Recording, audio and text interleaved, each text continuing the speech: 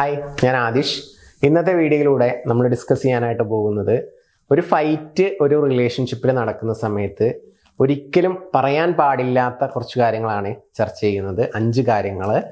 അതിപ്പോൾ കൊളീഗ്സിനിടയിലാണെങ്കിലും ഫ്രണ്ട്സിനിടയിലാണെങ്കിലും family മെമ്പേഴ്സിനിടയിലാണെങ്കിലും love റിലേഷൻഷിപ്പിലാണെങ്കിലും ഈ 5 കാര്യങ്ങൾ നിങ്ങൾ പറയരുത്.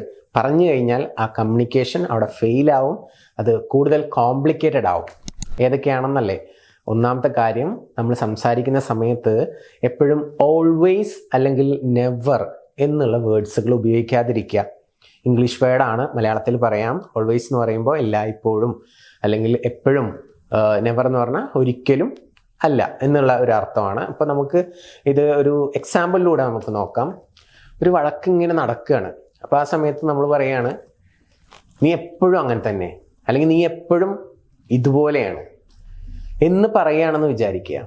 അപ്പോൾ ചിലപ്പോൾ ഇപ്പം മാത്രമായിരിക്കും അങ്ങനെ പെരുമാറിയിട്ടുണ്ടാവുക, അല്ലെങ്കിൽ ചിലപ്പോൾ ലാസ്റ്റ് വീക്കിൽ ഒരു തവണ അങ്ങനെ പെരുമാറിയിട്ടുണ്ടാവും. അപ്പോൾ 1 or 2 തവണ ഒരു രീതിയിൽ പെരുമാറുമ്പോഴേക്കും നീ എപ്പോഴും ഇങ്ങനെയാണ് അല്ലെങ്കിൽ നീ എപ്പോഴും അങ്ങനെയാണ് എന്ന് നമ്മൾ പറയുമ്പോൾ എന്താണ്, അതൊരു തരത്തിൽ അവരെപ്പോഴും അങ്ങനെയാണെന്ന് നമ്മൾ വരുത്തി തീർക്കുന്ന രീതിയാണല്ലോ വാദിക്കുന്ന സമയത്ത്.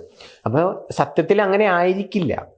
അപ്പോൾ അതുകൊണ്ട് ഓൾവേസ്, എപ്പോഴും എപ്പോഴും എപ്പോഴും എന്നുള്ള വാക്ക് വാശിപ്പുറത്ത് പറയാതിരിക്കുക ഫൈറ്റ് ഉണ്ടാകുന്ന സമയത്ത്. മനസ്സിലായോ?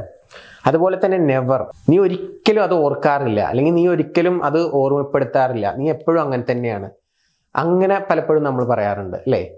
അഥവാ നെവർ എന്നുള്ള വേർഡ്, ഒരിക്കലും അത് ചെയ്യാറില്ല, അങ്ങനെയൊക്കെ നമ്മൾ പറയും അല്ലേ?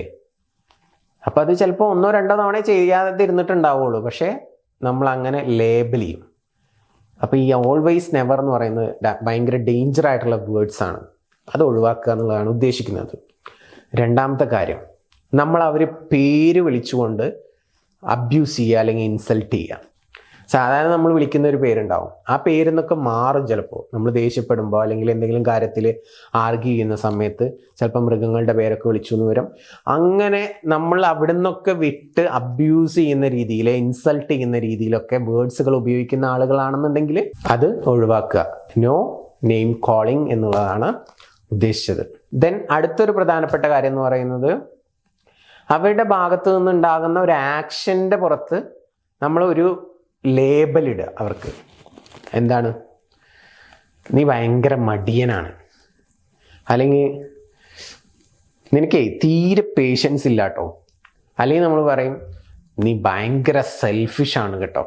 അങ്ങനെ സെൽഫിഷാണ്, മടിയനാണ്, പേഷ്യൻസ് ഇല്ല, ഇങ്ങനെ പല രീതിയിൽ നമ്മൾ ലേബൽ ചെയ്യും ആ വഴക്കിനിടയിൽ. അത് വേണ്ട.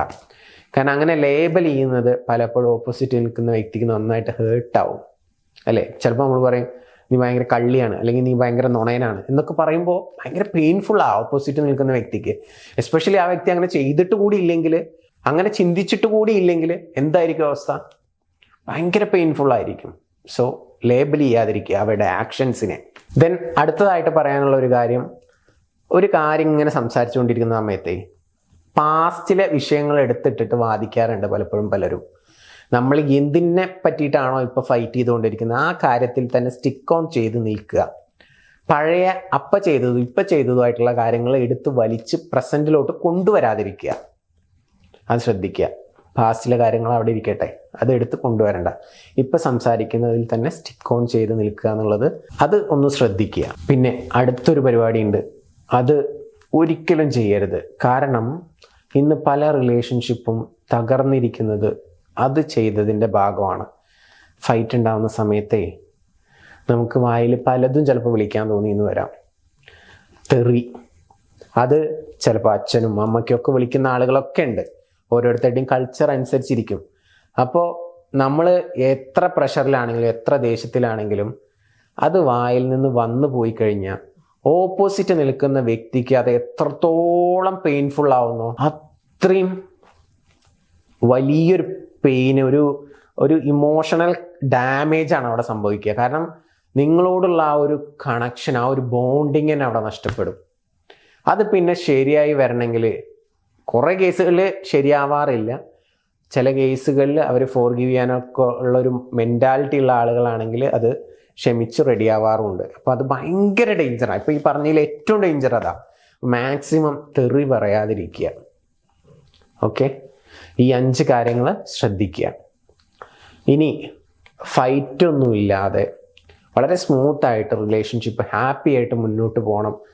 സാറേ, എൻ്റെ റിലേഷൻഷിപ്പിൽ എപ്പോഴും ഇടയ്ക്കിടയ്ക്ക് വഴക്കാണ്, എല്ലാ ആഴ്ചയും വഴക്കാണ്, അല്ലെങ്കിൽ എല്ലാ മാസവും വഴക്കാണ്, ഒരു സ്വസ്ഥതയില്ല, പിന്നെ 2 ദിവസം പിണങ്ങി നടക്കും, എത്ര പിണങ്ങിയിട്ടും കാര്യമില്ല, ആൾ മാറാൻ പോകുന്നില്ല, അങ്ങനത്തെ ഒരു ഹോപ്പില്ലാത്തൊരു സിറ്റുവേഷൻ ആണെന്നുണ്ടെങ്കിൽ നിങ്ങൾക്കത് ഈസി ആയിട്ടൊരു ഹാപ്പി റിലേഷൻഷിപ്പിലോട്ട് മാനിഫെസ്റ്റ് ചെയ്യാൻ വേണ്ടിയിട്ട് ഞാനൊരു പവർഫുൾ അഫർമേഷൻ പറഞ്ഞുതരാം. നിങ്ങൾ ചെയ്യേണ്ടത് ചാനൽ ഒന്ന് സബ്സ്ക്രൈബ് ചെയ്യുക, ഈ വീഡിയോ ഒന്ന് ലൈക്ക് ചെയ്യുക, എന്നിട്ട് മുകളിൽ കാണുന്ന നമ്പറിലോട്ട് ജസ്റ്റ് നോ ഫൈറ്റ് അഫർമേഷൻ അല്ലെങ്കിൽ no fight only love affirmation അങ്ങനെ എന്തെങ്കിലും ഈ ഒരു ടോപ്പിക്കുമായി ബന്ധപ്പെട്ട ഒരു കണക്ഷൻ കിട്ടാൻ എന്തെങ്കിലും ഒന്ന് ടെക്സ്റ്റ് ചെയ്ത് അയക്കുക, അല്ലെങ്കിൽ ഫൈറ്റ് അഫർമേഷൻ അയച്ചോ. അപ്പോൾ ഫൈറ്റ് നടക്കാതെ റിലേഷൻഷിപ്പിൽ ഹാപ്പി ആയിട്ട് മുന്നോട്ട് പോകാനുള്ള ഒരു പവർഫുൾ അഫർമേഷൻ ഉണ്ട്.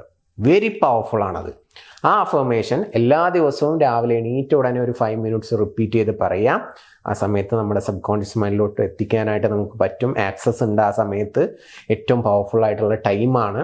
ആ സമയത്ത് അത് റിപ്പീറ്റ് ചെയ്തിട്ട് പറയാം. 21 ദിവസം തുടർച്ചയായിട്ട് ചെയ്യാം. അപ്പോൾ അടിയൊക്കെ കുറഞ്ഞ് വളരെ സ്മൂത്തായിട്ട് ഹാപ്പി ആയിട്ട് ആ റിലേഷൻഷിപ്പ് മുന്നോട്ട് കൊണ്ടുപോകാൻ നമുക്ക് സാധിക്കും. അങ്ങനെ മാനിഫെസ്റ്റ് ചെയ്യാൻ ആഗ്രഹിക്കുന്ന ഒരു മെസ്സേജ് ഇട്ടോ, ഫൈറ്റ് അഫർമേഷൻ നിങ്ങൾക്ക് അയച്ചു തരാം. ഫൈറ്റ് ഉണ്ടാവില്ല, ഹാപ്പി ആയിട്ട് മുന്നോട്ട് പോകും. 21 ദിവസം ചെയ്യണേ. എന്നിട്ട് റിസൾട്ടും കാര്യങ്ങളൊക്കെ നിങ്ങൾ താഴത്ത് വന്നിട്ട് കമൻറ്റ് ചെയ്യുക. നമുക്ക് പുതിയ വീഡിയോസുമായിട്ട് വീണ്ടും കാണാം. റിലേഷൻഷിപ്പിൽ എന്തെങ്കിലും കോംപ്ലിക്കേറ്റഡ് ആയിട്ടുള്ള സിറ്റുവേഷൻസ് ഉണ്ടെങ്കിൽ മെസ്സേജ് അയക്കാൻ നിൽക്കണ്ട, ഡയറക്റ്റ് വിളിച്ചോ, മുകളിൽ നമ്പർ കൊടുത്തിട്ടുണ്ട്. സംസാരിക്കുക, നിങ്ങളുടെ ഇഷ്യൂസ് ഉടൻ സോൾവ് ചെയ്യാം. Thank you so much.